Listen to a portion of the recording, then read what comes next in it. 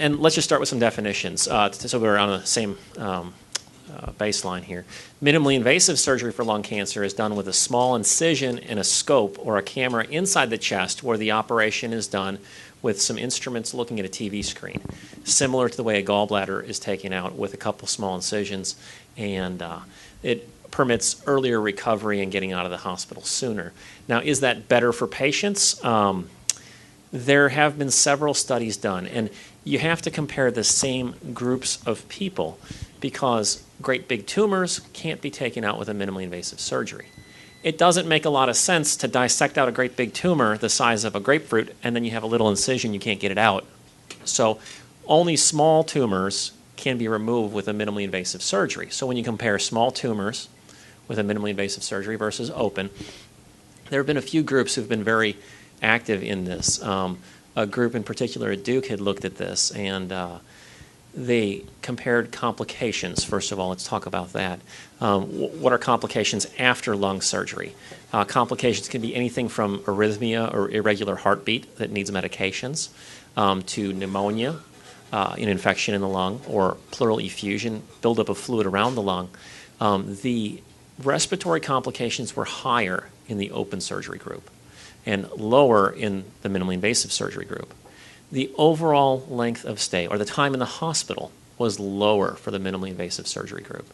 When we look at a lot of outcomes or results, sometimes they compare how soon people go back to work. Well, with the mean age of these patients around 68 to 70, they're not getting back to work because they're not at work. But how soon they return to normal daily activities is better for the minimally invasive surgery group. And one kind of exciting thing, I mean, we all think a smaller incision is better cosmetically.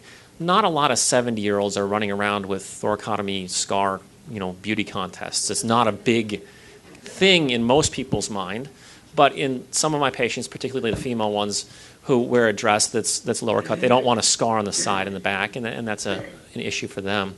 But an interesting outcome that was found comparing minimally invasive surgery to open surgery was when they looked at the people that got a small incision. Yes, they went home sooner. That's nice. Yes, they had less pain immediately after surgery. That's kind of nice too. These are all comfort things. But what about cancer outcomes? There haven't been long enough years of follow-up to say there's better survival or worse survival. It's been equivalent in all those studies. One report did show a big difference in the amount of patients who needed or who received the treatments that were necessary. Let's take two patients. They have lung cancer. One gets an open surgery, one gets a minimally invasive. And they're found to have some lymph nodes affected by the cancer when that lung specimen's removed. Now, those patients benefit from what's called adjuvant chemotherapy or additional treatment. They found that in the people with the small incision surgery, yes, they hurt less and recovered less, but they got their full regimen more often than those with the big surgery. Chemo is not just press a drug and they get it, press a button, boom, it's done.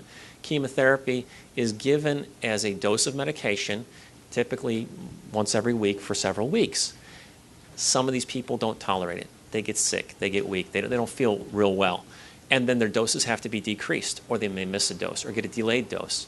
So we found that they don't get their full regimen as often with open surgery as minimally invasive surgery, if it's needed.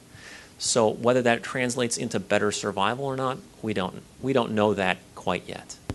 And as far as cost, there is longer time in the operating room with a minimally invasive surgery, but shorter time in the hospital. A lot of studies show that to be a wash, and some of them show it to be an advantage for minimally invasive surgery. Some of the advantage is the fewer pulmonary complications keep them in the hospital less time with less other treatments. So it's leaning towards minimally invasive surgery for less cost. Dr. Steliga? Yeah. This is Arkansas. Do they get back to hunting faster if they had minimally invasive surgery? Thank you for that prompt, Thad. Actually, I had a lady who was, I want to say 68 or 69, come in for her post-op visit. And I asked her how she was doing. We looked at her x-ray, it looked great, incision looked fine. I said, how's everything going? She's like, great, doing well. I said, well, what have you been up to? She goes, I got my buck. I said, you found $1 on the floor? Like, no, I got my buck means I shot a male deer on opening weekend, which was 2 weeks after she had lung surgery. So if we can get a over 60-year-old woman running around through the woods with a shotgun a couple weeks after surgery, yes, they recover a little bit better.